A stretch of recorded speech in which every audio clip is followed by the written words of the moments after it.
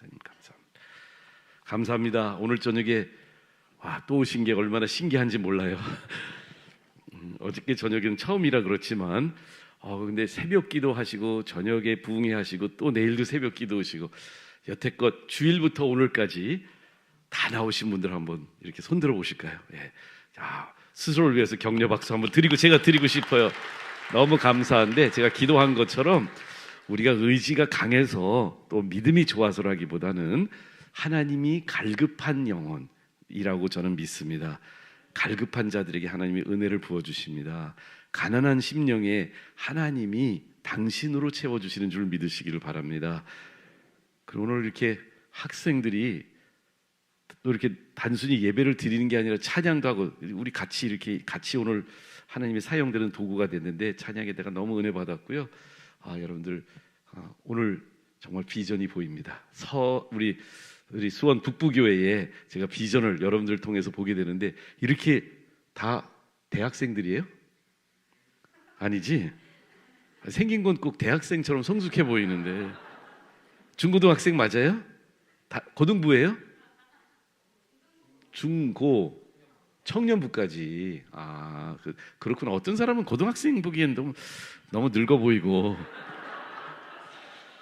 근데 너무 감사해요. 여러분들 이렇게 부흥회에 여러분들이 와서 득송한다는 게 우리 교회에게 그리고 특별히 오늘 제 메시지가 비전 있는 믿음인데 오늘 하나님이 여러분들을 위해서 메시지를 저를 준비해 주시고 여러분들에게 하나님의 마음을 전해 주시려고 오신 줄 믿습니다. 정말 우리 나라의 비전이고요. 우리 하나님 왕국의 비전이 바로 이 자리에 있는 줄 믿습니다. 모세 같은 그리고 에스더 같은 하나님이 귀 들어 쓰는 하나님의 종들이 이곳에서 나오게 될 줄 믿습니다. 오늘 그래서 그 모세 이야기를 여러분들한테 들려드리려고 해요. 어저께 저희가 이삭에 대해서 아브라함과 이삭에 대해서 믿음을 어떻게 우리가 전수할 것인가 라는 것을 여러분들하고 나눴는데요. 오늘은 이제 신약 성경으로 넘어가는데요. 히브리서 11장 혹시 교회를 다니신 분 우리 학생들한테 물어볼까? 히브리서 11장을 그거 히브리서 11장 말이죠. 고린도서 13장은 무슨 장인 줄 아세요? 사랑장. 그래요. 히브리서 11장은 여러분들 대답하지 말고 무슨 장이라고 그래? 잘 몰라? 히브리서 11장 믿음은 바라는 것들의 실상이요 보지 못하는 것들의 증거니 하고 히브리서 11장이 시작이 돼요. 그리고 히브리서 11장을 보면 절절히 믿음이란 단어로 시작이 되거든요. 어제 보니까 아직도 우리 요즘은 뭐 핸드폰이나 스크린에 말씀을 많이 비춰주니까 성경을 잘 안 들고 와요. 근데 여기 보니까 성경 들고 오신 분들이 좀 있더라고요. 여러분들 성경을 보면서 말씀을 듣는 거하고 스크린을 보면서 말씀 듣는 거하고 차이가 어디 있느냐? 저는요 이 직접 손으로 만지고 눈으로 보고 이제 책 세대가 아니잖아요. 이제 스크린 세대인데 여러분들이 책이 주는 은혜가 다른 은혜가 있습니다. 요즘은 우리 학교에 이제 유치원 애들이 학교에 들어오면 처음 책을 만지는 아이들도 있어요. 거의 스크린만 가지고. 그러면 처음에 이제 도서관에 가서 그림책을 보면 얘네들이 책 보고 이렇게 하고 있어요. 이렇게 책 보고 스크린인 줄 알고. 근데 여러분들 이 책을 통해서 말씀책, 성경책을 우리가 이렇게 들고만 다니는 게 아니라 성경책을 보면 우리 스크린에서 보여지는 메시지하고 말씀하고 다르게 우리에게 주는 게 있어요. 오늘 그래서 히브리서 11장 오늘 본문을 한번 성경책으로 한번 열어보실래요? 성경 갖고 오신 분들. 왜 그러냐면 성경책으로 보면 본문 말씀만 읽는 게 아니고요. 본문 말씀 전후에 있는 말씀을 우연히 볼 수 있잖아요. 그렇죠? 성경을 읽다 보면 본문을 찾다가 히브리서 11장 23절이 어디지 찾다가 앞뒤에 있는 구절들을 볼 수가 있어요. 영어로 이거 어려운 단어인데 세렌디피티라는 단어가 있어요. 우연히 생각하지도 않은 은혜들을 발견할 수 있어요. 오늘 제가 그걸 여러분들한테 보여드리려고. 자, 11장 23절을 보기 전에 20절부터 볼게요. 스크린에는 없어요. 제가 23절만 준비해 왔거든요. 잠시 뒤에 23절 나오면 스크린에 보여드릴 거예요. 근데 20절 한번 볼까요? 왜 그러냐면 어제 설교하고 연관이 있거든요. 자, 20절을 한번 성경 있는 사람들만 읽을 수 있죠? 옆에 있는 사람이 좀 넘겨다보고 있으면 이렇게 살짝 보여줘도 좋아요. 왜 그러냐면 보면 좋으니까요. 20절을 한번 읽어볼게요. 시작. 믿음으로 이삭은 장차 있을 일에 대하여 야곱과 에서에게 축복하였으며. 잠깐만요. 어제 이삭에 대해서 얘기했죠. 기억이 안 나시죠? 24시간이 지나면 잊어버릴 수 있는 게 설교예요. 근데 물어볼게요. 이삭이 하나님이 인격적으로 밤중에 나타나서 이삭한테 이제 말씀하시죠. 나는 아브라함의 하나님이 아니라 이제 네 하나님이 될 거다라고 말씀하시고, 그때 이삭이 세 가지를 했다고 말씀드렸어요. 기억나세요? 뭔지? 이삭은 그곳에서 뭐 했어요? 제단을 쌓고, 그 다음에 장막을 치고, 그 다음에 운물을 팠더라. 와, 여러분들 대단하세요. 놀라운 기억력을 가지고 계시고 영성을 가지고 계신 것 같아요. 자, 그런데 그것이 다 믿음의 징후라고 그랬어요. 부모한테 믿음을 전수받은 징표라고 말했거든요. 근데 오늘 말씀을 보니까 이삭에 대해서 이야기하는데요, 믿음장이잖아요. 히브리서 11장을 유심히 보시면 11장 1절에는 1절 2절은 3절까지는 믿음에 대해서 정의를 내려주고요. 그 다음에 4절은 아벨에 대한 이야기, 5절은 에녹에 대한 이야기, 7절은 노아에 대한 이야기, 8절부터 12절까지는 아브라함에 대한 이야기, 이런 이야기들을 쭉 하다가 오늘 20절에 와서 이삭에 대한 이야기를 하는데요, 제가 이삭 20장 20절 21절은 누구죠? 야곱에 대한 이야기잖아요. 근데 유심히 보세요. 21절 제가 읽어드릴게요. 믿음으로 야곱은 죽을 때에 요셉의 아들들, 야곱의 아들이 요셉이고 요셉의 아들들이니까 야곱의 손주들한테 어떻게 했다고요? 축복하고 지팡이 머리에 의지하여 경배하였다. 여기 축복과 경배 이 말이 나오는데요. 자, 보이세요 혹시? 제 눈에는 보이는데 우연히 기대치 않은 놀라운 축복의 통찰력이 생겨요. 믿음이 뭐냐고 물으신다면, 옛날에 저랑 세대가 비슷한 장로님들, 사랑이 뭐냐고 물으신다면, 여러분들은 사랑을 어떻게 정의 내리셨어요? 눈물의 씨앗이라고. 자, 그런데 믿음이 뭐냐고 물으신다면 믿음은 어떻게 정의 내리시겠어요?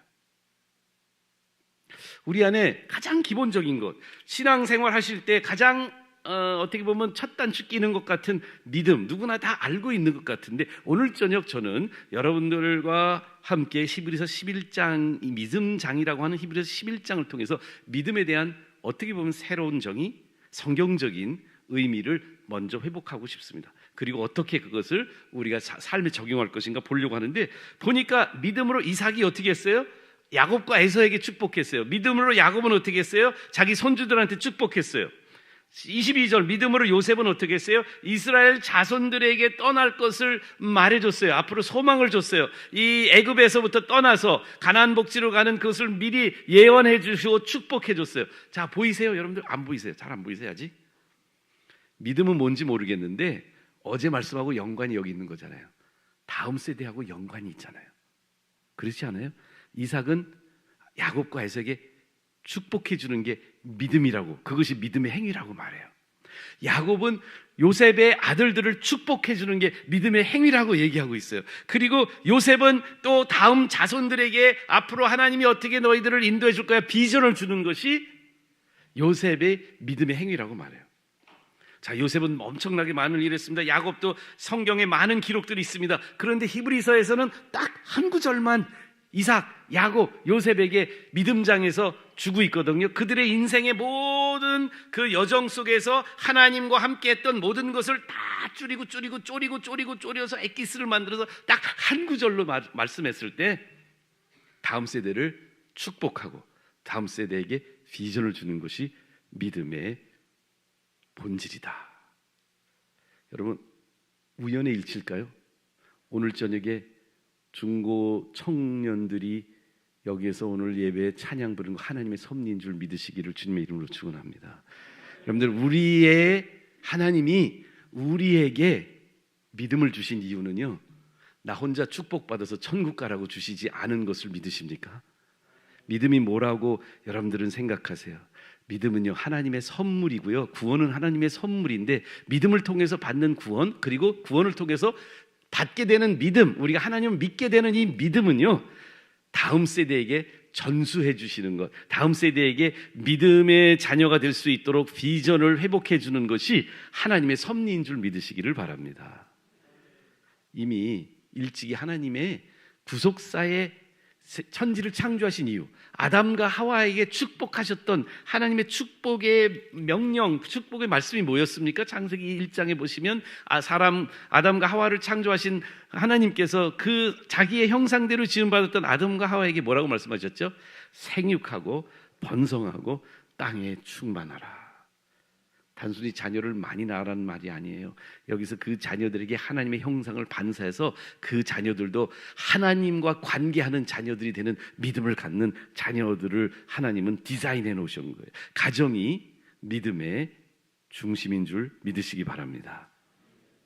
제가 지금 목회한 지는 한 40년이 됐고요. 이렇게 오늘도 제가 이제 아침에도 한동대학교 교수님들하고 강의를 하고 월요일날과 목요일날에는 또 고등학교 선생님들, 중학교 선생님들한테 연수를 하고 이렇게 제가 다른 거는 몰라도 하나님 저에게 주신 한 가지 그 전문성은 뭐냐면 다음 세대에게 믿음을 어떻게 전할 것인가 하고 노력하고 있는 교수님들, 선생님들 그리고 청소년들에게 메시지를 전하는 일이 저에게 하나님 주신 소명이에요. 근데 그 일을 40년 해보니까 목회를 해보니까 제가 영적인 아주 깊은 통찰력 하나를 발견했어요. 그럼 오늘 가르쳐 드릴까요? 나 30년 저 학교 가서 공부도 하느라고 돈도 많이 썼고요. 40년 동안 열심히 목회해서 배운 걸 공짜로 가르쳐 달라고요? 수원 깍쟁이들이구나. 저도 수원 사람인데 그래서 가르쳐 드릴게요. 오늘 여러분들 마음 은혜는 너무 많이 여러분들 보면서 내가 감동이 돼서 그냥 공짜로 알려 드릴게요. 그 대신에 비웃지 마세요. 절 따라하세요. 집에서 새는 바가지 밖에서도 샌다. 우리나라의 속담이잖아요. 근데 저는 이걸요 정말 통감했어요. 뭐냐면 믿음이 그런 거예요. 따라하실까요? 다시 한번. 집에서 새는 믿음 밖에서도 샌다. 여러분들 믿음의 모습은요 교회 안에서 보여지는 것이 믿음이 아니라고 저는 생각해요. 여러분들의 진짜 믿음이 진짜냐? 여러분들의 믿음이 효력 있는 효험 있는 그런 믿음이냐? 가짜가 아니고 진짜 믿음이냐라는 것을 알고 싶으면 저는 여러분들의 자녀들과 가정에 있는 가족들에게 물어보면 그 믿음이 진짜인지 아닌지를 알 수 있다고 저는 생각합니다. 우리의 믿음은요 홈그로운이에요. 집에서 어떻게 믿음을 생활하느냐. 집에서 가족 관계 안에서 어저께도 말씀드렸잖아요. 어저께 길게 말씀 못 드렸는데 그 장막 안에서 아브라함이 아들과 손주들과 함께 시간을 보내면서 아브라함은 믿음의 조상이 되었어요. 근데 우리는 믿음을 어떻게 생각할까요? 학생들은 제가 좀 실질적인 걸 물어볼게요. 여러분들 이렇게 교회 여기 좀 그래도 여러분들 오래 다녔잖아요, 그렇죠? 거의 한 어렸을 때부터 교회 다녔으니까 죄송하지만 저분들 한번 이렇게 쳐다보세요. 저분들 중에 믿음 좋은 사람 눈에 보이세요? 이렇게 또 쳐다보려니까 더 뻘쭘하네, 그렇지? 근데 여러분들 말은 하지 말고요. 그러면 오해 요지도 있고 상처받을 수도 있으니까 여러분들 마음속에 내가 생각할 때 우리 교회에서 믿음 제일 좋은 분은 저분이야 라는 사람 한 사람만 생각해 보세요. 다 생각해 보세요, 여러분들. 오늘은 조금 말할 수 있는 자유를 드릴게요. 예배 시간에 떠들면 안 되지만 근데 한번 생각해 보세요. 내가 볼 때 이수원 북부교회에서 저분은 근데 여기서 김경동 목사님은 제외합니다. 그러면 다 그분을 생각하시면 안 되고요. 그분은 당연한 거고요. 그 당연지사고 그분 말고 목사님들 말고 여러분들 생각할 때 내가 볼 때 우리 수원 북부교회에서 내가 볼 때는 믿음의 모델이다. 저분은 정말 믿음이 좋은 분이야. 라는 분 한 분을 생각하세요. 시간 드리는 거예요. 일부러. 생각하셨으면 고개를 한번 나 그래도 그러니까 한두 분이어도 괜찮고요. 한 사람 아니어도 좋은데 그래도 생각나는 한 사람, 두 사람을 한번 생각해 보세요. 생각하셨으면 고개를 한번 끄덕여 보세요. 나 믿음 좋은 사람 한 사람 생각났어. 고개 끄덕이세요. 안 끄덕이면 계속 기다릴 거예요. 생각나요? 믿음 좋은 사람 한 사람 그러니까 목사님 말고 생각났죠? 우리 친구들 특별히 학생들 생각났으면 고개 한번 끄덕여 보세요. 생각났죠? 그럼 저한테 얘기하지 말고 옆에 있는 사람한테 누구라고 얘기하지 마. 근데 왜 그러니까 그분의 어떤 모습이 여러분들한테는 저게 믿음이야라고 저는 저 모습이 진짜 믿음이 좋은 모습이야라고 생각하게 된 이유를 하나 얘기해 보세요. 이유. 혹시 이해하세요? 제가 알고 싶은 거는 우리가 믿음의 모습을 어떻게 포착할 수 있느냐, 어떻게 발견할 수 있느냐, 내 눈에 저 사람 믿음이 좋은 거는 어떻게 내가 입증할 수 있느냐를 알고 싶은 거예요. 그 안에 우리들이 믿음을 어떻게 바라보느냐는 가치가 담겨져 있거든요. 그래서 저한테 얘기하지 말고 옆에 있는 사람한테 귀말로. 그러니까 이런 거 얘기하는 거예요. 이 모습 때문에 그분이 믿음이 좋은 것 같아요. 그분의 이름은 말하지 말아요. 여러분들도 한번 해보세요. 그 대신에 여러분들 특별히 조심하세요. 옆에 있는 사람이 은근히 그런 생각할 수 있어. 내 생각하고 있을까? 그러니까 말하지 말고요. 이름은 말하지 말고 정말 한번 얘기해 보세요. 믿음이 좋은 사람 한 사람 생각했는데 그 사람은 이래서 믿음이 좋은 것 같아. 빨리 다 같이 한 사람도 빼놓지 말고 다 정말 얘기해 보세요. 옆에 있는 분하고 떠들 수 있는 시간을 10초 드립니다. 시작. 10초. 얘기해 보세요. 얘기해 보세요. 이제 떠들어도 되는 거야. 왜 믿음이 좋다고 생각해? 어떤 모습이야? 어떤 모습? 저기 부목사님 저기 마이크 하나만 빌려주세요. 나 지금 이거 너무 심각한 문제라 중요한 문제라.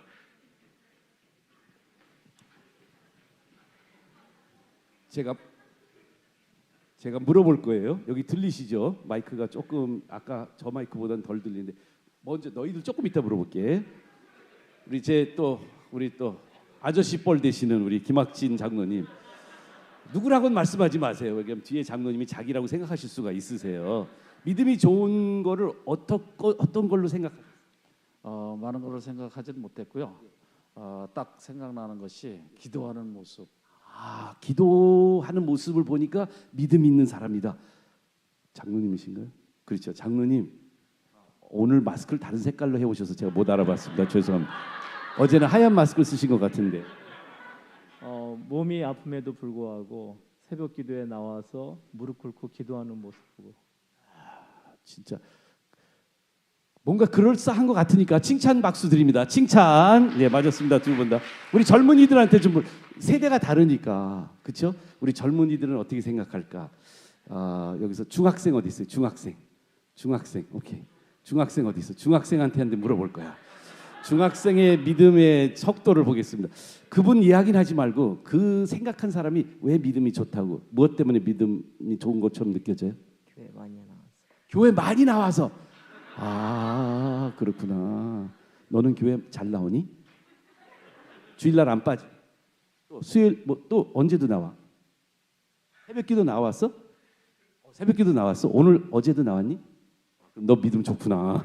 너의 기준에 따라서. 자, 우리 고등학생 한 명. 고등학생, 여학생, 고등학생 누가 있어? 고등학생. 요 맨 앞에. 그래. 너는 믿음이 좋은 것을 어떤 모습으로 봐요? 아빠 엄마 생각하지 말고 누구지? 전 어렸을 때부터 많이 그 성경 말씀 들었어요. 그분한테. 성경 말씀을 많이 가르쳐 주신 분이 믿음이 좋다. 이것도 칭찬 박수요. 중학교, 고등학교한테 해줘야 돼. 우리 청년부 한 분 있어요? 청년. 예, 청년. 예. 이 세대가 조금 다른 거 느껴지시죠? 그렇죠. 좀 다르다. 청년. 웃지 마시고. 그래 웃어도 괜찮아요. 은혜 받았어요. 어떤 모습이 믿음의 모습이에요?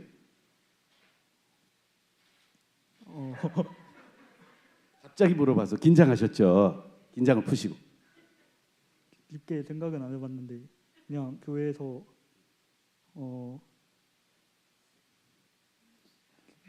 제가 하나 가르쳐 드릴까? 우리 이 교회는 안 그런데 우리 교회는 지금 건축을 끝나가지고 교회가 빚이 많아. 그래가지고 나는 말이야 헌금 많이 하는 사람이 믿음이 좋은 사람.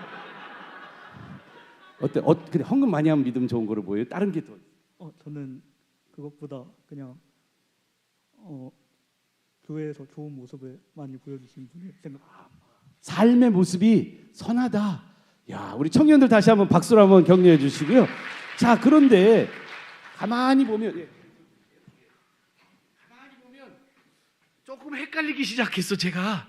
왜냐하면 가만히 있어. 기도 많이 하는 모습? 맞아. 성경 잘 아는 모습? 맞아. 근데 우리 특별히 장로님들은 참 여기 영성이 깊은데요. 기도의 모습 속에 믿음의 모습을 발견합니다. 이런 모습들은 우리 믿음의 열매이긴 해요. 근데 과연 믿음의 본질일까? 오늘 히브리서 12장 23절을 아까 읽어드렸지만 한 번 더 볼게요. 슬라이드로 보겠습니다. 함께 읽어볼까요? 시작. 믿음으로 모세가 낳았을 때 그 부모가 아름다운 아임을 보고 석 달 동안 숨겨 왕의 명령을 무서워하지 아니하였으며. 오늘 이제 믿음의 이야기 속에 우리가 발견하게 되는 게 있는데요. 그게 바로 뭐냐면 이삭, 야곱, 요셉, 아브라함부터 요셉까지 4대 동안 믿음은 다음 세대에 대한 이야기를 하는데, 모세에 와서 한 400년이 지난 모세 시대에 와서 이제 모세를 믿음의 예로 들으면서 역시 히브리 기자는 믿음의 연계성을 자녀와 부모의 믿음 전수 속에 지어지는 것을 발견했어요. 믿음으로 모세가 태어났는데 모세의 믿음을 얘기해 주는 줄 알았더니 모세의 믿음을 얘기하고 있지 않고 모세의 부모의 믿음을 얘기하고 있어요. 어제 얘기한 것 같은데요, 그렇죠? 제가 뭐라고 말씀드렸냐면 하나님은 손주가 없다고요, 그렇죠? 그 얘기 했나요 어제? 예, 그리고 저는 모태신앙은 사실은 말이 안 된다는 얘기도 했나요 어제? 헷갈려요 제가.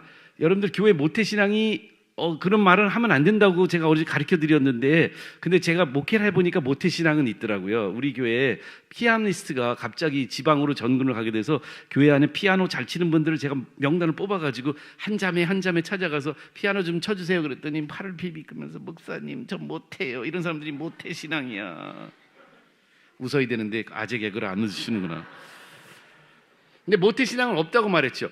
그런데 모세의 부모가 믿음으로 모세의 믿음에 큰 영향을 끼칩니다. 오늘 그 얘기예요. 믿음으로 모세가 낳았을 때에 그 부모가 뭔가를, 모세의 믿음을 위해 부모가 한 일이 있어요. 믿음으로 모세, 그러니까 믿음으로 모세의 부모, 이렇게 봐야 되죠. 모세의 부모의 믿음이 모세의 인생 속에 굉장히 중요한 역할을 합니다. 여러분들이 혹시 이 교회에 부모님이 믿음 생활하고 계시다면 오늘 이야기가 여러분들의 이야기가 될 수 있습니다. 모세의 부모가, 모세가 태어나는 순간부터 믿음을 가지고 그 자녀를 길렀습니다. 그래서 오늘 모세의 이야기가 내일까지 이어질 텐데, 모세의 믿음은 모세로부터 시작된 게 아니란 사실이에요. 여러분들, 우리가 다 육신의 부모가 믿음을 가지셨든 안 가지셨든, 우리가 믿음을 부모로부터 전수를 받았든 아니면 우리가 믿음의 1세이든 상관하지 않고 우리는 다 믿음이 우리로부터 시작됐다고 착각하는 그 착각에서부터 오늘 해방되어야 될 줄 믿으시기를 주님의 이름으로 축원합니다. 누군가 우리에게 믿음을 선물해 주셨습니다. 우리에게 영적 부모가 계십니다, 이 땅에. 근데 특별히 그 영적인 믿음을 우리에게 심어주신 분이 우리의 육신의 부모라면 그것보다 더 큰 축복이 없는 줄을 믿으시기 바랍니다. 여러분들의 부모님이 돈 물려주는 것보다, 좋은 학교 보내주는 것보다, 큰 집을 물려주는 것보다, 믿음의 유산을 물려주는 부모님 가지신 청소년들, 청년들, 젊은이들에게는 하나님이 큰 축복을 내려주신 가정이라는 것을 믿으시기를 바랍니다. 모세의 부모는 믿음으로 그 아이를 낳았어요. 자, 거기까지는 감동되고 아멘할 수가 있는데, 이 부모의 믿음의 모습을 히브리서 11장 23절이 우리한테 보여주고 있는데, 제 안에 좀 헷갈리는 게 있어요. 그 헷갈리는 거 뭐냐면, 아름다운 아임을 보고 석 달 동안 숨겼던 것이 믿음의 모습이라는 거예요. 자, 오늘 여러분들에게 이 모세 이야기, 다음 슬라이드 한번 보여주세요. 여러분들 잘 아는 이 모세 이야기를, 물론 우리가 이제 이야기를 조금 구약 출애굽기에 보시면 이 출생과 연관된 성경의 이야기가 오늘 굉장히 본문을 이해하는 데 도움이 됩니다. 여러분들, 모세가 태어났을 때 어떤 상황이었죠? 히브리 사람들이 애굽에서 노예로 살고 있었던 시절입니다. 우리 시대는 거의 그걸 경험하지 못했는데 저희 아버님 세대는요, 일제 치하 밑에서 우리나라가 그 일본 식민지로 살아간, 식민지 생활을 했던 우리 부모님들이 계세요. 저희 부모님 계시고 여러분들의 조부모님 같은 분들일 텐데, 근데 이 모세가 자라나고 태어나는 그 상황은 이스라엘 사람들은 애굽에서 포로 생활, 노예 생활하고 있었습니다. 그런데 그 상황 속에서 모세가 태어나기 전에 어떤 일이 일어났죠? 바로가 이스라엘 민족이 너무 커지는 것을 두려워한 나머지 법을 개정합니다. 새로운 법을 만듭니다. 그 법은 히브리 사람들 중에 아이를 출산하면 그 아이가 남자아이일 경우는 나일강에 갖다 버려서 죽여야 되는 법을 바꿉니다. 엄청난, 여러분들 그 당시에 굉장히 얼마나 그 비인륜적인 일일까요? 그렇죠? 부모가 애를 낳아서 그 아이를 죽여야 하는 것을, 부모 손으로 죽여야 하는 것을 만드는 법보다 더 악법이 있을까요? 근데 오늘 우리 문화, 한국 문화는, 또 지금 전 세계의 문화는 애굽 시대보다 더 발전하고 선진 문화를 가지고 있을까요? 아니요. 아직도 아이들은 낙태를 통해서도 그냥 죽임을 당하고 있는 상황들이 벌어지고 있지 않습니까? 그런데 모세가 하나님의 기적으로 바로의 공주의 아들에게 입양되는 기적이 일어나죠. 여러분들, 근데 그 상황 속에서 한번 생각해 보세요. 모세의 부모가, 부모 이름 혹시 아시는 분이 있어요? 누가 그 얘기 하셨어요? 손 들어보세요. 괜찮아요. 와, 놀랍습니다. 그분에게 제가 물어봐도 될까요? 요게벳이 맞습니다. 모세의 엄마 이름은 요게벳입니다. 아버지는요? 목사님한테 물어보려고 그러다가 혹시 모르시면 큰일 날 것 같아서 저도 몰랐거든요. 성경에 잘 기록이 안 나와요. 한참 찾아야 되는데요. 족보를 통해서 찾아보니까 모세의 아버지 이름이 아므람이에요. 아무것도 안 해가지고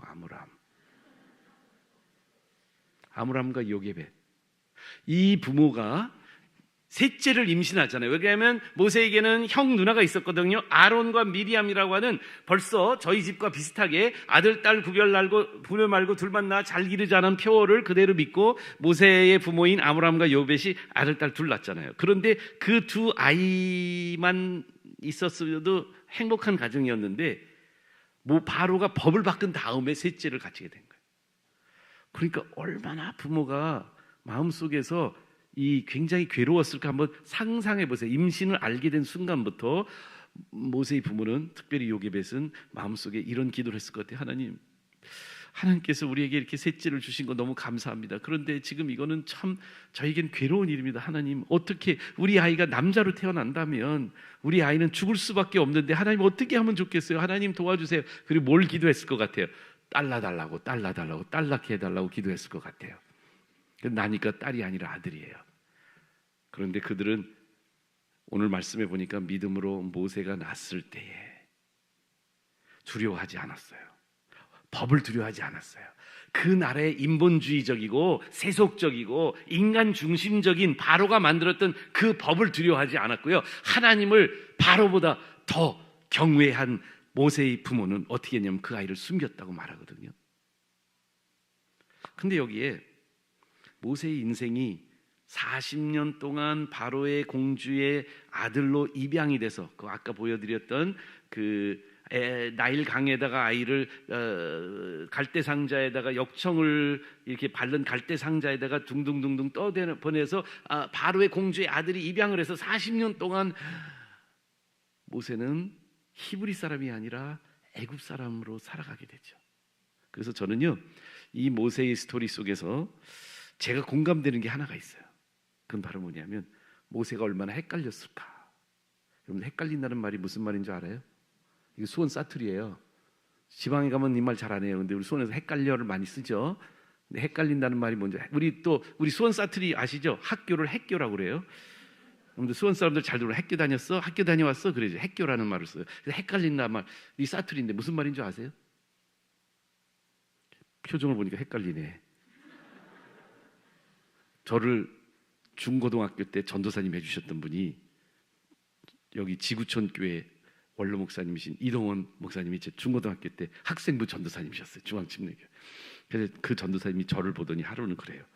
요셉아, 나 너 보면 되게 헷갈린다. 왜요? 그랬더니 글쎄 헷갈려. 그러면서 하시는 말씀이 내가 헷갈림의 정의를 너한테 가르쳐 줄게. 해가 땅에 쫙 깔리는 게 헷갈리는 거야. 아재 개그라 너희는 웃지도 않는구나. 해가 쫙 깔리는 게 헷갈리는 거라고. 아 진짜 해석을 해줘야 되나? 근데 제가 보니까 제가 굉장히 헷갈리는 사람이에요. 왜? 헷갈리는 순간은 밤일까요? 낮일까요? 아니야. 밤도 아니고 낮도 아니야. 그러니까 헷갈리는 거지. 이해가 되세요? 저 보세요. 한국 사람이에요? 미국 사람이에요? 헷갈리죠? 한국도 아니고 미국도 아니잖아. 그럼 모세가 이 물에서 건져냈다는 이름을 가지고 살아가잖아요. 근데 이 모세도 그렇게 헷갈리게 살아갔던 것 같아요. 히브리 사람이에요? 애굽 사람이에요? 모르는 거예요. 자기는 히브리 가정에 태어나서 어렸을 때 한 5살, 6살까지 히브리 말을 배워가지고 나중에 모세는 히브리 말로 모세 오경을 씁니다. 그러니까 히브리 말도 할 줄 아는 히브리 사람이었어요. 근데 바로의 공주의 아들로 입양이 되니까 어떻게 돼요? 애굽 사람처럼 살아간 거예요. 제 어렸을 때 사진을 보여드립니다. 저도 물에서 건져내가지고 저렇게 모세처럼 물에서 건져냈습니다. 되게 모세 닮지 않았을까요? 근데 좀 좋은 사진을 보여드릴게요. 자, 우리 가족 사진입니다. 자, 저 4사람 중에 누가 제일 미국 사람 같이 생겼어요? 거기 예쁜 남자 아이 있죠? 저예요, 저.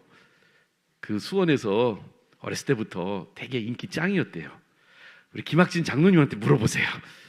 인기가 짱이었대요. 그러니까 너무 이쁜 애기야. 영동시장에 우리 어머니가 나를 업고 가면은요, 이 시골 그 시장 바닥에서 그 저기 생선 파시고 뭐 마늘 야채 파시는 그 남문 시장에 있는 그 아주머니들이요 너무 이쁘니까 막 와서 내 얼굴을 쓰다듬고 아이고 이쁘다 막 이래가지고요 집에 오면 마늘 냄새, 생선 냄새 몸에 다 배가지고 너무 이쁜 애기였죠. 근데요, 저 사진 다시 한번 보여줄래요? 여러분들이 저 사진을 보시면 특별히 제 동생도 있는데 동생 아직 태어나기 전이라 제가 65년도 제가 만 4살 때 사진이에요. 근데 제가 왜 이렇게 잘생겼는지 조금 이해가 되세요? 우리 어머니가 미국분, 아버지가 한국분. 그래서 여러분들 아시죠? 여러분들 제일 맛있는 물고기가 어디서 잡혀요? 난리와 한류가 겹치는데 제일 잘생긴 사람이 어디서 생겨요? 서양과 동양이 만나는데. 그래서 똑똑하고 잘생기고 참 축복의 사람인데 제가 너무 헷갈렸어요. 어떻게 헷갈렸냐? 저는 제가 어느 나라 사람이고 제 모국어가 뭔지 잘 헷갈렸어요. 여러분들 모국어, 제 중학교 가서 한문을 배웠거든요. 근데 한문 배우고 더 헷갈린 거예요. 어미 모, 나라, 국, 말스 뭐. 모국어는 뭐예요? 어머니 나라 말이야. 근데 전 어렸을 때부터 한국에서 태어나서 제 모국어는 한국말이에요. 근데 우리 엄마는 미국 사람이야. 헷갈릴까 안 헷갈릴까? 되게 헷갈리죠. 그리고 사람들이 저를 보면 그렇게 머리가 좀 빨리 돌아가는 사람은 이렇게 물어봐요. 처음에 한국말 너무 잘하니까 너 언제 한국에 왔니? 그래서 여기서 태어났는데요. 그러면 그 다음에 너 집이 어디야? 그러면 인계동인데요. 그러면 아버지 고향은 어디야? 이렇게 물어봐요. 왜냐하면 저같이 생긴 아이들이 한국말 너무 잘하면 아버지가 미국 군인이거든요. 저 때는. 그래서 아버지 고향이 어디야? 그러면 저는 아무 생각 없이 우리 아버지도 수원이 고향입니다. 그럼 사람들이 더 헷갈리는 거 있죠. 네가 어떻게 한국 사람이야? 아니지. 그런데요, 제가 이제 오래 이제 여기 이제 수원에서 자라나고 학교도 다 다니고 그러니까 이제 점점 저도 이제 그런 헷갈림에서부터 좀 해방되는 줄 알았어요.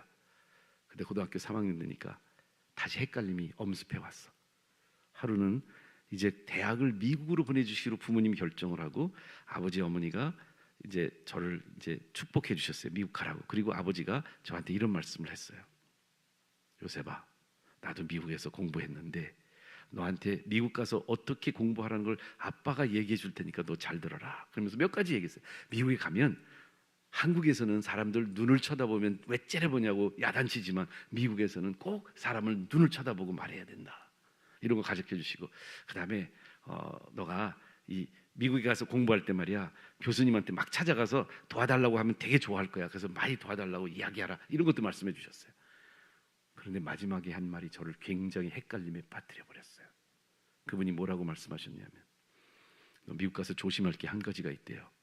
그래서 뭔데요? 미국에는 여자들이 이뻐. 그래서 조심해. 그래서 왜요? 그랬더니 아빠는 말이야, 네가 미국 여자랑 결혼 안 하고 한국 여자랑 결혼했으면 좋겠어. 아까 그 사진 다시 보여주세요. 그때 제가 딱 헷갈리는 거예요. 왜? 당신은 미국 여자랑 결혼하고 왜 나한테는? 그래서 엄마한테 물어봤어요. 엄마, 옆에 엄마가 계세요. 엄마도 동의해요? 아빠가 나 한국 여자랑 결혼하라는 거 엄마는 어떻게 생각해요? 나 지금 대학 가면 미국 여자랑 데이트하려고 그랬는데 엄마는 어떻게 생각하세요? 그랬더니 평소에는 어머니가 아버님 말씀 그대로 따르시는 굉장히 한국분보다 더 순종적인 아내셨습니다. 근데 이때 위기의식을 느꼈는지 어머니는 동의를 안 하시더라고요. 그러면서 뭐라고 말씀하신 줄 아세요? 네가 큰아들이잖아. 그런데 한국 문화와 전통을 보면 큰아들은 부모님을 모시고 살아야 돼. 우리 엄마가 미국 사람인데 그렇게 한국식이었어요. 그래서 너가 결혼할 아내랑 우리랑 같이 살아야 되는데 너 생각해봐. 네 아내가 누구랑 시간을 제일 많이 보낼 것 같으냐? 니네 아버지랑 시간 보내냐? 나랑 시간 보내냐? 어머니랑 시간 보내죠. 그러면 어머니 같은 며느리가 들어와야 되는 거 아니야? 그때부터 진짜 헷갈렸어요. 아버지는 한국 며느리, 엄마는 미국 며느리. 그 저더러 어떻게 하란 말이에요. 다음 슬라이드 보여주실래요? 기도했습니다. 미국 가서 4년 동안 데이트 하려고 할 때마다 걱정을 했어요. 나는 좋은 배우자를 과연 만날 수 있을까? 예쁜 미국 여자를 보면 자꾸 아버지 생각이 나고 어쩌다 한국 여학생을 만나면 자꾸 엄마 생각이 나고 그래가지고 제가 정말 배우자를 못 만날 것 같은데 대학을 졸업하고 신대원에 들어가서 1년이 지났을 때 제가 여자를 만났어요. 질문. 미국 여자를 만났을까요? 한국 여자를 만났을까요? 슬라이드를 보여주세요. 여러분들은 어떻게 생각하세요? 미국 여자를 만났을까요? 한국 여자를 만났을까요? 여러분, 저 여자는 미국 사람도 아니고 한국 사람도 아닙니다. 코리안 아메리칸입니다. 8살 때 미국에 이민을 가서 미국에서 쫙 자라나서 대학교까지 미국에서 다 나온 겉에는 한국 사람 같이 보이는 그러나 안에는 다 백인인. 그래서 우리 엄마가 보시더니 클릭 한번 해보실까요? 그 여자는 바나나네 그러신 거예요. 왜 바나나일까? 겉에는 동양인처럼 노란 색깔인데 안에는 백인처럼 센 하얀 사람이었어요. 그래서 요셉아, 내가 보니까 이 여자는 백인이야. 그래서 엄마 왜 백인이에요? 말하는 거, 매너, 먹는 거, 생각하는 거 다 엄마랑 똑같아. 여기는 백인이지. 요셉아, 너 선물 받으면 포장이 중요하냐? 알맹이가 중요하냐? 우리 엄마가 그러셔서 제가 결혼하게 됐어요. 얼마나 감사해. 아버지는 그냥 겉모습만 보고 한국 여자인 줄 알았는데 그래서 너무 좋은 거예요. 아버지도 좋아하고 엄마도 좋아하고 얼마나. 저는요 1960년대 말에 한국 이 근대 미국 이민이 일어나기 시작을 했잖아요. 60년대 말 70년대에 한국 사람들이 많이 이민 갔단 말이에요. 저는요 그게 하나님의 섭리고 오묘한 진리라고 생각해요. 왜냐면 제 귀숙감을 미국에다가 미리 준비해 놓으려고 하나님이 이민 역사를 일으키지 않았는가 이런 생각까지 했는데, 근데 내가 슬라이드 계속 보여주세요. 그렇게 얘기했을 때 엄마한테 물었어요. 엄마, 우리 아내 그 자매가 바나나면 나는 어떨까? 그랬더니 우리 엄마가 참 클릭 한번 해보시면 너는 계란이야 그러시는 거예요.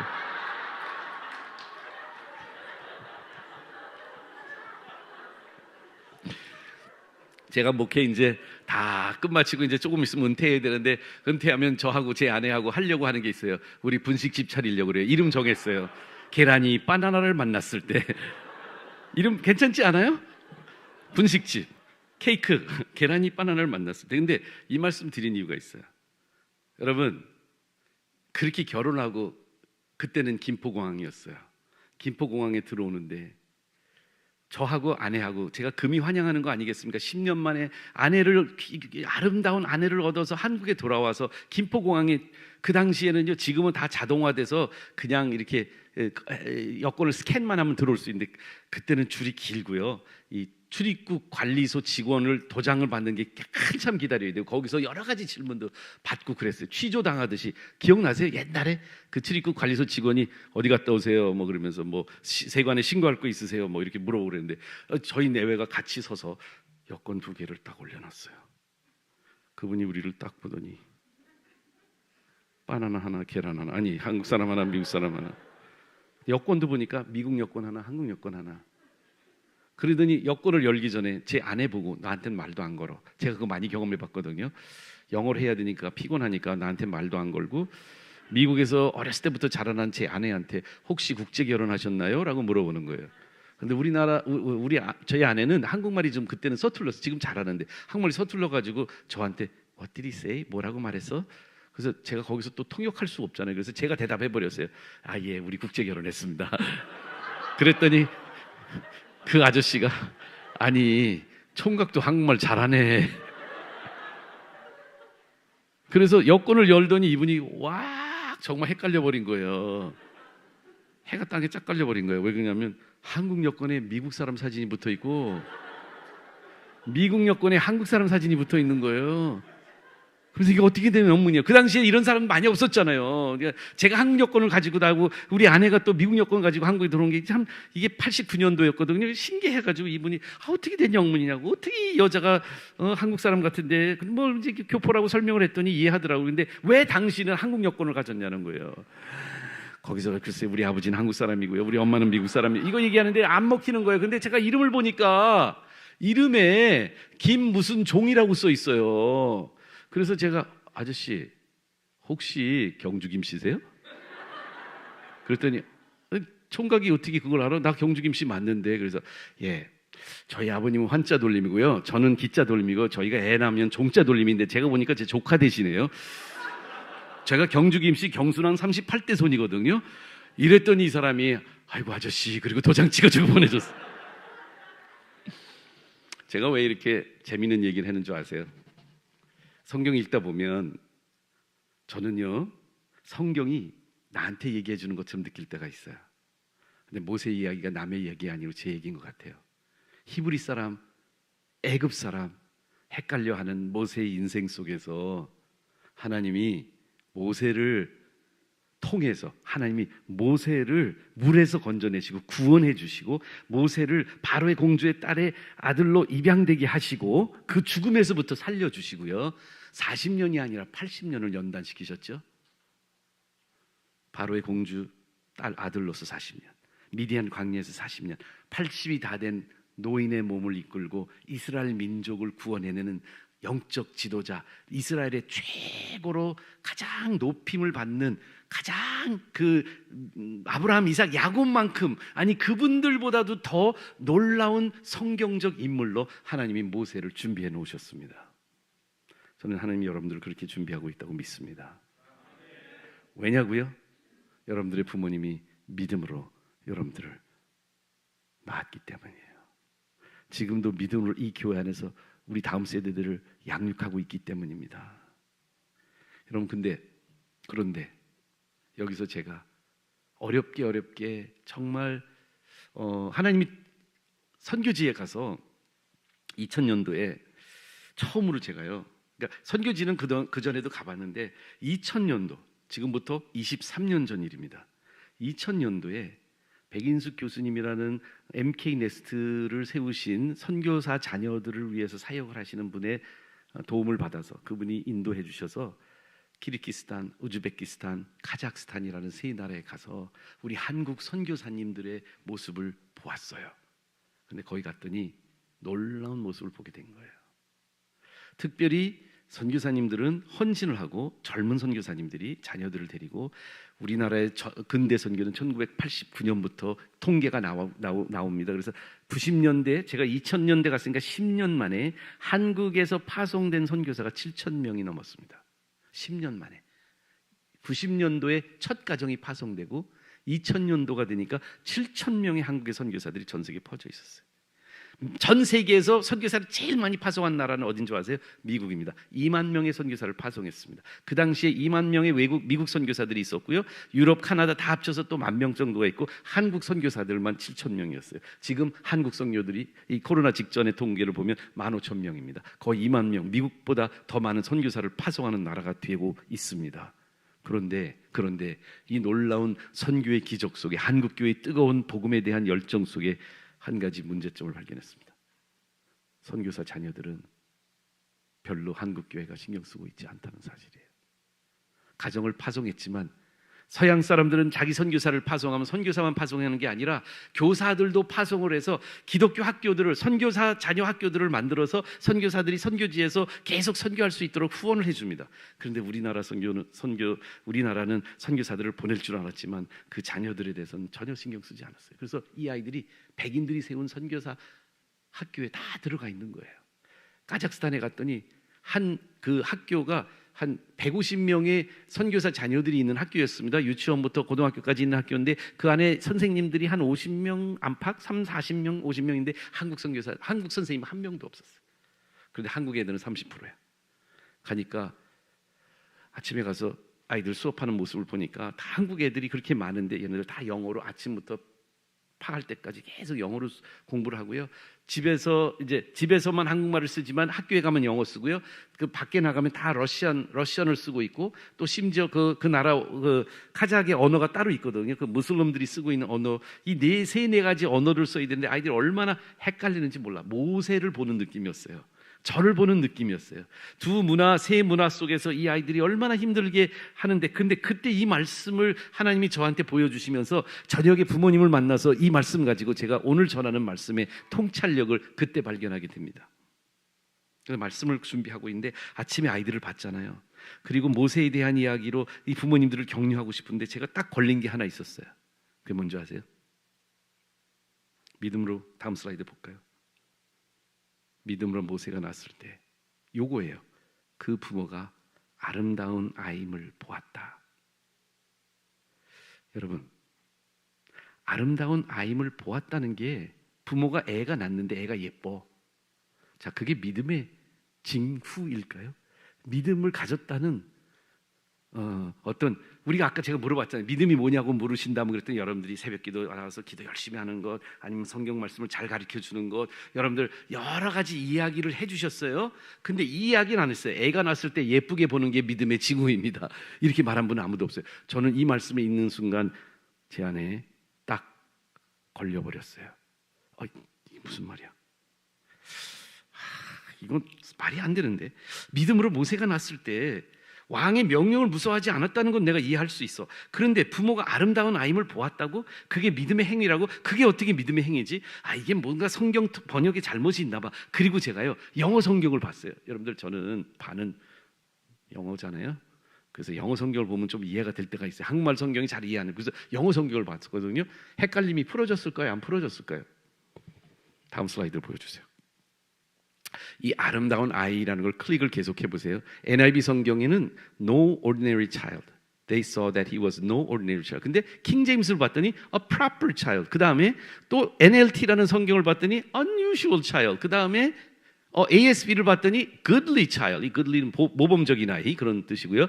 NASB라는 그 영어 번역 성경에서 가서야 beautiful child. 우리나라 말 아름다운 아이라고 한 거는 네 번째, 다섯 번째 본 성경, 영어 성경은 여러 가지 번역들이 있거든요. 근데 그 성경의 번역들을 보니까 다 다른 거야.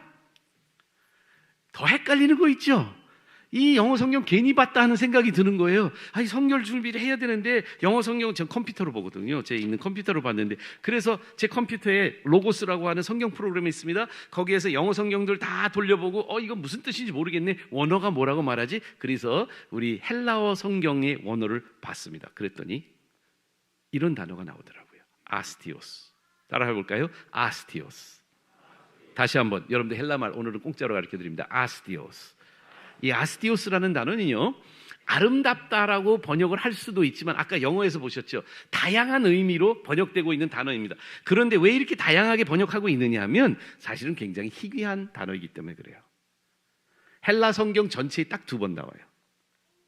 나머지 아름답다라는 말로 번역될 수 있는, beautiful로 번역될 수 있는 단어가 있는데 칼로스라는 단어는 130번 정도 우리 헬라 성경에, 우리 신약 성경에 130번, 대부분 아름답다를 묘사하려면 칼로스라는 단어를 써야 되는데 여기에 아스티오스라는 단어가 굉장히 희귀하니까 번역하는 사람들이 헷갈리는 거, 이게 무슨 뜻일까? 그래서 그냥 아마 추측을 하면서 그들이 번역하지 않았을까 생각을 하는데요. 이 아스티오스라는 단어가 뜻은 뭔지 잘 모르겠는데 딱 2번 나온다고 그랬죠. 신약 성경에 딱 2번 나와요. 다음 슬라이드. 우리가 오늘 본 히브리서 11장 23절. 그리고 사도행전 7장 20절. 근데 제가 이걸 보는 순간 하고 내 눈이 꽂혔어요. 왜 그러냐면 제 호기심에 모세가 낳았을 때 히브리서는 그 부모가 아름다운 아이 보고, 근데 사도행전에도 모세가 낳았을 때 아름답다는 단어가 2번 똑같이 나와. 아스티오스라는 거 딱 2번 쓰는데 둘 다 모세의 탄생과 연관돼서만 나와요. 그리고 더 중요한 거, 여기 노랗게 본 거, 노랗게 표시한 거 잘 보세요. 이거 중요하거든요. 여기서 저는 전율을 느낄 정도의 성경이 성경 말씀을 해석하는 통찰력을 하나님께서 주셨다고 믿습니다. 여러분 잘 보세요. 모세가 낳았을 때 아스티오스에게 그 부모가 봤대요. 이 아스티오스가 무슨 뜻인지 정확하게 모르겠지만 뭔가 좋은 것 같기는 해요. 모세의 부모가 아스티오스에게 보았기 때문에 왕의 명령을 안 무서워했어요. 근데 이 아스티오스가 뭔지 모르겠는데 사도행전 7장 20절에 또 나오잖아요. 근데 여기 사도행전에 딱 하나가 달라. 뭐가 다르죠? 누가 보았어요? 히브리서는요? 부모. 보이세요, 여러분들? 지금 정도면 이게 뭐 커넥션이 탁탁탁탁 하고 이게 느껴지기 시작할 건데 머리가 빨리 돌아가시는 분들은 포착했을 텐데. 자, 모세의 부모가 믿음으로 모세를 아스티오스에게 보았다. 그런데 사도행전에서는 하나님이 모세를 아스티오스에게 보았다. 따라하실까요? 믿음은 정말이에요. 믿음은 하나님처럼 보는 비전이다. 이게 믿음의 진짜 정의예요. 이게 믿음의 성경적인 진짜 징후예요. 우리가 믿음의 사람이냐고 어떻게 아냐고요? 하나님이 보시는 것처럼 우리의 인생을 바라보고 나를 바라보고 내가 하나님이 보시는 대로 하나님의 관점에서 모든 것을 바라볼 수 있을 때 우리는 진짜 믿음의 사람이 되는 거 아닐까요? 하나님이 보시는 것처럼 보는 것. 이러기 때문에 우리는 믿음이 없이는 하나님을 기쁘시게 할 수 없나니 그가 하나님께 나오는 자는 그가 계신 것과 그를 찾는 이에게 상 주시는 이심을 바라봐야 된다. 여러분들 우리 안에요, 하나님이 보시는 대로, 하나님이 생각하시는 대로, 하나님의 관점에서 볼 때, 다음 슬라이드를 보여주시면, 믿음은 믿음은 왜 절 보여주세요? 슬라이드. 믿음의 시작은 하나님의 관점을 회복하는 데서 시작이 됩니다. 클릭해 주실 때죠. 관점의 변화예요. 관점은 뭐죠? 안경이에요. 총신대 신국원 교수님이 니고데모의 안경이라는 책을 썼습니다. 기독교 세계관에 대한 책인데요. 그분이 이런 말을 합니다. 니고데모가 예수님 만나러 요한복음 3장에 오잖아요. 근데 니고데모가 어떤 안경을 쓰고 왔을까요? 인본주의 안경을 쓰고 예수님 찾아왔습니다. 예수님이 영적인 진리를 설명하는데 알 수가 없는 거예요. 왜? 인본주의적인 생각을 가지고 왔기 때문에 니고데모의 질문이 인본적입니다. 그래서 예수님이 거듭나야 된다고 말했더니 니고데모가 뭐라고 말해요? 사람이 어떻게 엄마 뱃속에 들어가서 다시 날 수 있어요? 이건 왜 그런 줄 아세요? 세상적으로, 인본적으로 보기 때문에. 하나님 관점 없이 보면 어떻게 되는 줄 아세요? 따라하시기 바랍니다. 보는 것을 믿는 것. 이것이 인본주의예요. 보는 것을 믿는 삶은 인본주의적인 삶이에요. 보이는 대로 믿는 거예요. 그래서 여러분들 옛날에 그런 말 하죠. 하나님을 어떻게 믿어? 주목을 믿지. 주목은 보이는데 하나님은 안 보이거든요. 여러분들 우리가 이 세상에 살아가면서 우리의 관점이 인본주의적이라는 것을 어떻게 알 수 있냐면 우리는 눈에 보이는 것, 내가 감각으로 느낄 수 있는 것, 이런 것들을 신뢰하기 시작하면 우리는 인본주의적인 삶을 살아가게 됩니다. 그런데 니고데모가 예수님 만나서 영적으로 거듭나게 됩니다. 그의 마음이 바뀌게 됩니다. 말씀의 진리로 그의 인생이 변화되고 예수님 만났기 때문에 인격적으로 만난 사람은 안경이 바뀌는데 니고데모가 인본주의 안경을 쓰고 왔다가 신본주의 안경을 쓰고 가거든요. 그때 따라하시기 바랍니다. 보는 것을 믿는 삶이 아니라, 따라하세요, 믿는 것을 보는 삶. 여러분들 믿을 때에 보입니다. 믿으세요? 이 세상은요, 믿음은 바라는 것들에 뭐라고요? 보지 못하는 것들의 증거가 돼요. 하나님을 믿게 되는 것, 하나님의 관점에서 이 세상을 바라본다는 건 뭐냐면 바로 보는 것을 믿는 삶에서부터 믿는 것을 보기 시작하는 삶으로 변하는 거죠. 여기 대표적인 이야기를 우리 수원 지동에서 살았던 한 분의 이야기를 여러분들에게 소개합니다. 조용의 집사님이란 분인데요. 다음 슬라이드를 보여주시면 이 조용의 집사님에게 저 사진을 보시면 아시겠지만 임신하게 되어서 5개월 만에 클릭하시면 이 아이에게 이 태아에게 어려워요. 인세팔라셀리라고 하는 이 아주 희귀한 염색체 이상의 병이 있다는 것을 임신 5개월에 알게 됩니다. 가톨릭 병원에서 이 어머니가 좀 큰 병원 가라고 그래서 가톨릭 병원에 가서 그 병원에 갔더니 가톨릭 병원 낙태를 안 믿거든요. 근데 의사 선생님이 이 희귀한 질병은 아이가 틀림없이 뱃속에서 사산에서 나올 가능성이 80%가 넘고 나와서 태어나도 3, 4개월 아니면 반드시 죽을 수밖에 없는데 이유는 뭐냐면 이 뒤에 두개골이 없는 거예요. 그 안에 있는 뇌가 나와 있어요. 이미 아기가 두개골이 형성이 되지 않아서 태아부터 이 태아 속에서 이 뇌가 노출이 되어 있는 상태인지라 이 아이는 태어나도 뇌를 다 절단해 버려야 된다는 거예요. 엄마가 집에 와서 눈물을 흘리고 새벽 제단을 쌓기 시작합니다. 교회 가서 목사님한테 기도받고 상담받고 목사님이 어떻게 할까요? 병원에서 낙태를 하라고 하는데 하나님이 준 선물 우리 아이를 제가 어떻게 지울 수 있어요?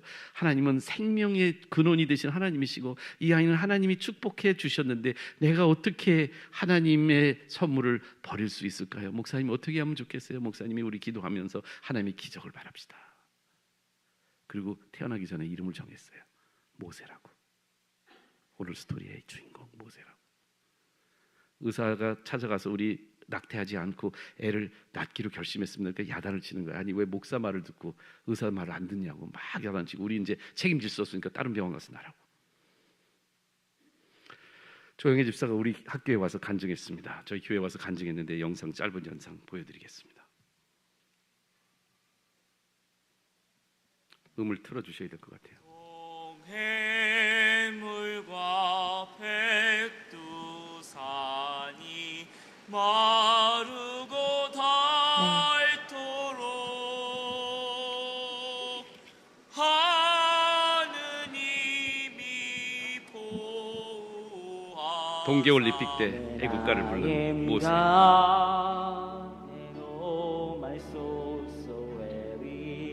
2013년에 스타킹에 출연합니다.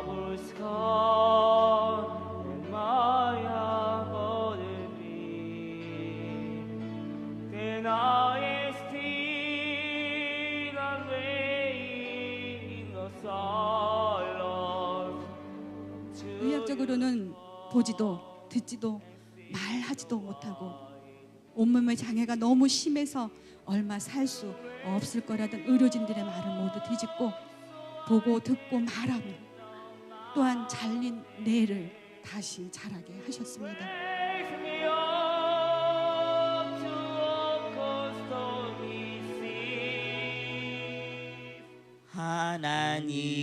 하나님의 사랑을 사모하는 자, 하나님의 평안을 바라보는 자, 수만 바라 볼지라.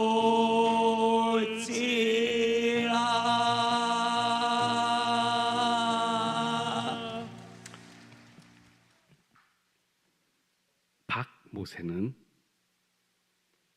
부모인 조영애 집사님이 하나님의 관점에서 태아를 바라봤기 때문에 아스티오스하게 보았습니다. 하나님이 그 아이의 장애를 본 것이 아니라 그 태아의 영혼을 보시고 창조하신 하나님이 신묘막측하다고 말씀하시는 존재였습니다. 우리 부모님들이 믿음을 가지고 자녀를 낳고 기른다는 것은 무엇을 말하는 걸까요? 그것은 비전을 갖고 자녀를 하나님의 관점으로 바라본다는 사실이 아니겠습니까? 모세의 부모는 모세를 아스티오스하게 보았던 이유가 하나님이 모세를 아스티오스하게 보았기 때문입니다. 내일 제가 저희 이야기를 여러분들하고 나눌 텐데요. 이 모세가 수원에서 태어나서 수원에서 지금도 자라나고 지금은 이제 단국대 음대를 들어가서 찬양 사역자의 꿈을 꾼답니다. 그날 제가 즉석에서 300개 넘는 찬송가를 외우고 그가 첫 음을 잡으면 완전한 피치예요. 피아노에 그 음이 딱 맞게 할 수 있는 음악의 놀라운 은사를 하나님이 주셨습니다. 하나님을 찬양하는 존재로 하나님이 준비해 놓으셨던 모세입니다. 여러분, 믿음을 가진 눈으로 다음 세대를 바라보시면 이 다음 세대는 하나님이 모세로 키우시고 준비하고 계시다는 것을 우리도 발견하게 되지 않을까요? 기도하시겠습니다.